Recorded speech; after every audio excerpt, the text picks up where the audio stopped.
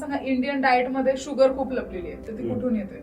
Sugar आपण फक्त काय बघतो, पांढरी साखर, टेबल शुगर, ह्यालाच आपण शुगर मानतो. असं नसून तुम्ही जर का टेबल शुगर पण कन्वर्ट कशामध्ये होती बॉडीमध्ये, ग्लुकोजमध्ये.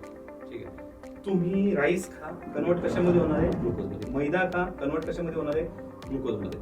सो प्रत्येक गोष्ट तुम्ही आहारात खाताय, पोहे खा, त्याचं पण मध्ये कार्बोहायड्रेट आहे, कन्वर्ट कशामध्ये होणार आहे, ग्लुकोजमध्ये. म्हणजे परत काय, शुगर. आपण म्हणू शकतो की हे आपल्याला गरजेचं पण आहे न्यूट्रिशनच्या मानाने. असं नाही की सगळंच बंद करायचं, पण याबरोबर रिफाईंड कार्ब्सचे किंवा हिडन शुगर, आज बरेचसे ब्रँड काय करतात, म्हणतात ह्याच्यामध्ये शुगर नाही, आपण आणतो ते शुगर नाहीये म्हणून.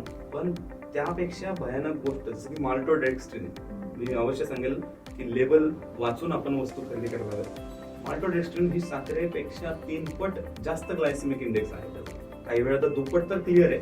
अशा गोष्टी आपण घेतोय. किंवा शुगर ही आज मोर देन 80+ नेम्सनी अवेलेबल आहे. सो एवढ्या नावाने शुगर जर आपल्या आहारात कुठून ना कुठून लपून जाते, कॉर्न स्टार्च शुगर आहे, फ्रूट शुगर आहे, तर त्यावर आपलं लक्ष असायला हवं. आणि इंडियन डाएट मध्ये नाही म्हणणार मी, कार्बोहायड्रेट्स असल्यामुळे पॅकेट फूड मध्ये जास्त प्रमाणात हे शुगर होत नाही.